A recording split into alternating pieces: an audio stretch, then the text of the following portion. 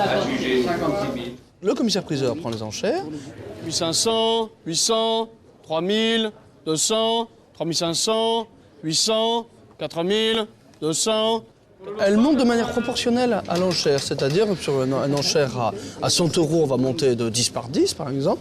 Une enchère à 1000 €, on va monter de 50 ou par 100 €, à 10 000 par 500 ou par 1000, et à 100 000 par 5 000 ou par 10 000. Donc c'est toujours proportionné à l'enchère. Il arrive qu'un acheteur dans la salle à haute voix dise une petite enchère qu'on se fait un devoir d'accepter, bien sûr. Mais en général, c'est le commissaire-priseur qui dit les enchères. C'est relativement... c'est mathématique.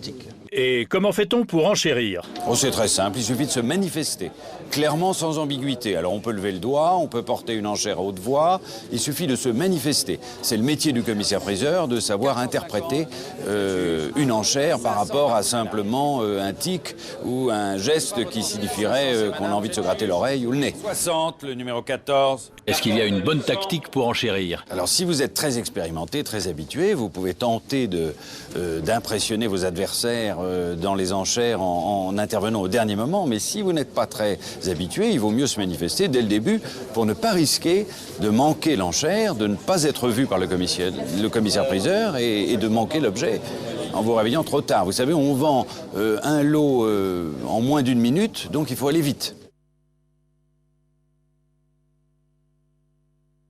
Adjugé 56 000.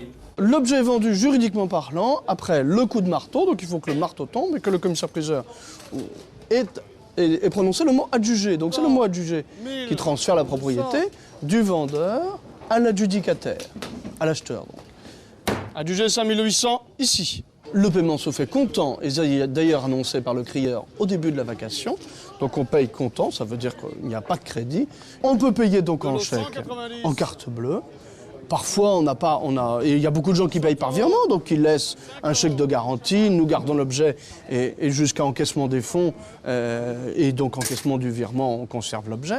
Et puis on peut payer aussi en espèces, mais c'est relativement réduit compte tenu de la législation française. C'est pour les particuliers 3 000 € et pour les professionnels 700, donc c'est assez court.